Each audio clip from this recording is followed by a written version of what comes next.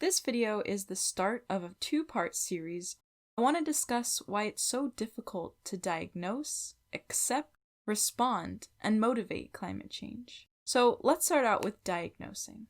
Why was, and sort of is, it so difficult to diagnose that humans are the cause of climate change? Why do we cause climate change? Is it not just a natural phenomenon? Take, for instance, the phone you have in your pocket, or most likely by you. Modern inventions such as the smartphone produce a lot of emissions, but it's really difficult to see these emissions because we're disconnected from production. So let's imagine the process. Take it way back to the beginning. Your phone at one time was a hunk of metal, such as copper, aluminum, lithium, cobalt, etc. It also was a piece of mineral, such as neodymium, gadolinium, and lanthanum, and a pocket of oil. Now these things were either sitting underground or in mines of places like Bolivia, Chile, Argentina, and Africa. These materials were then shipped to locations all around the globe to manufacturers that make the parts. The primary manufacturer being China, with others like Japan, Taiwan, South Korea, and India. So the metals are refined into parts like the battery and the circuit board. The minerals are refined into the display, your microphone, your camera, and speakers. And the oil is used to create a polymer or plastic that is molded into the outer coating you're probably holding onto. Once the parts have all been made, they have to be shipped to yet another location, most likely China, to be assembled. Then they're packaged in plastic and shipped to markets across the globe. After all this, you can make your way to the store or order online and have it shipped to you, which of course involves yet another stage of transportation. There's a lot that goes into a single phone. The whole process for the smartphone in your hand takes about 121 pounds of carbon in manufacture, which is about my size. The footprint of one cell phone may seem pretty insignificant, but when we consider that 1.9 billion phones are projected to be sold each year, the numbers really start to rack up. 121 pounds per phone at 1.9 billion each year, and you get a total that's 229 billion and 900 million pounds, or 1.5 million tons. What's crazy is that this is roughly equivalent to the entire Philippines' annual carbon emissions, a country that's over 100 million people. What's even more crazy is that the production of smartphones is a relatively small contribution to climate change.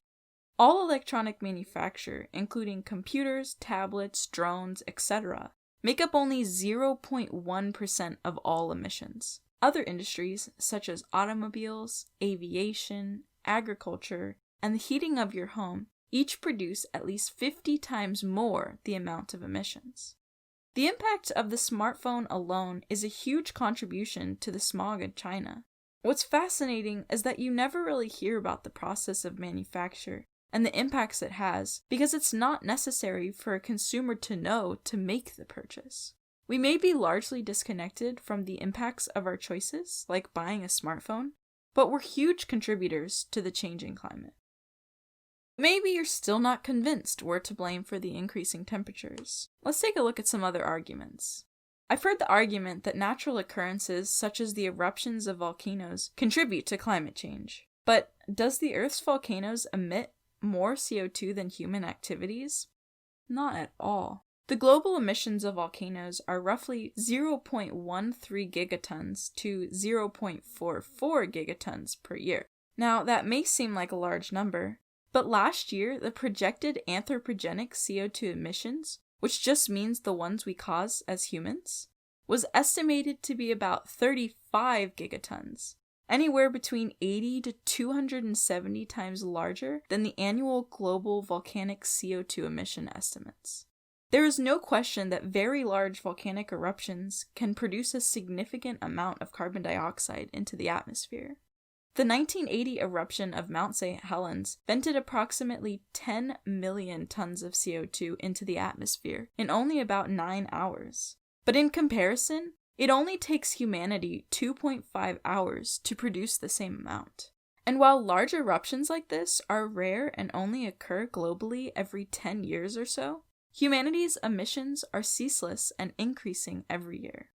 I've also heard the question, didn't scientists say there'd be a global cooling? Can science be wrong about global warming too?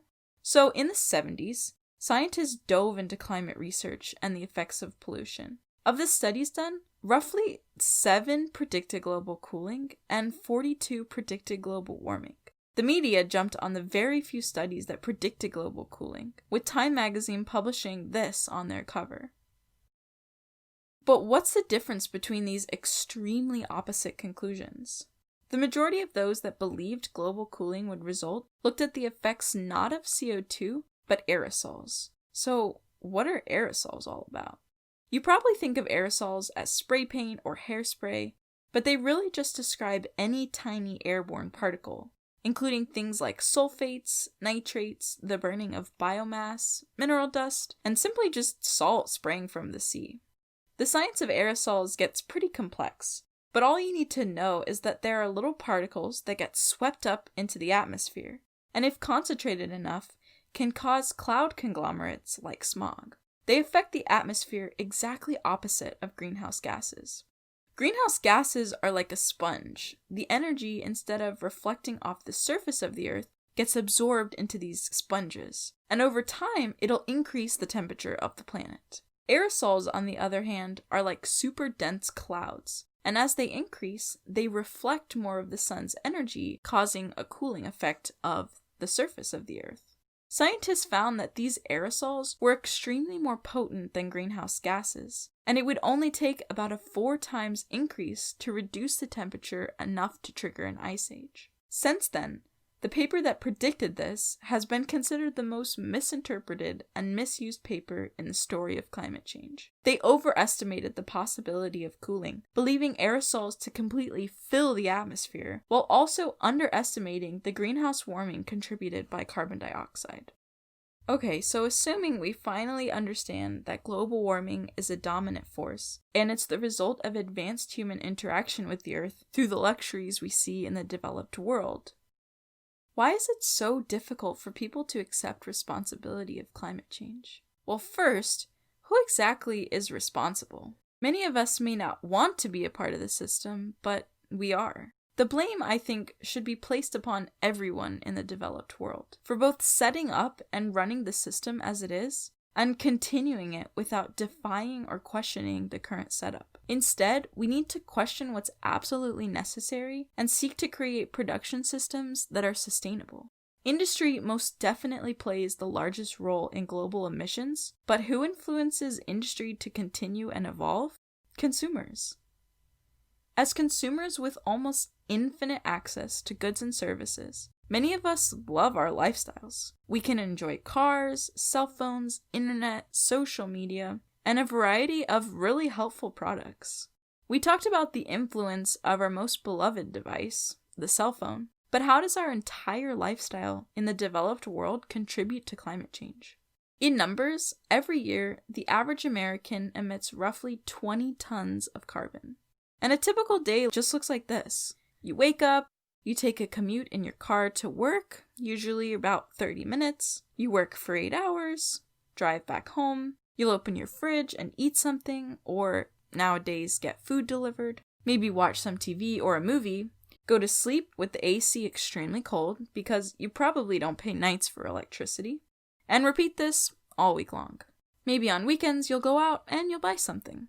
Now, let's reimagine a new, more sustainable lifestyle.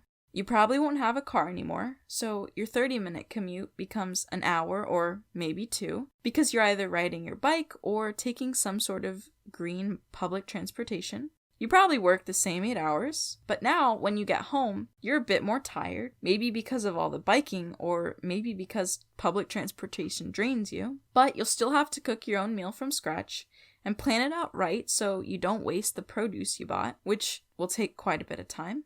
And maybe you still watch television, but it's likely that you'll pay either more in your electricity bill or in taxes to get a green energy source to your house. You won't go out shopping every week, probably not even every month, for new things. And the phone in your hand should last you until it breaks. You won't be getting the new upgrade every year. We run into a problem now where it's hard for people to want to take responsibility and accept climate change if it's going to affect their everyday lives. With a typical household income of only $65,000 per year, it's easy to see why people don't want to raise their bills with such a tight budget already. Most people are afraid that their quality of life will lower, and it may be already pretty low for them. In the next video, I'll discuss why it's so difficult to respond to climate change, as well as give some motivation to combat climate change, despite knowing that whether we like it or not, we're part of a destructive system that will take a while to change. Thanks for watching.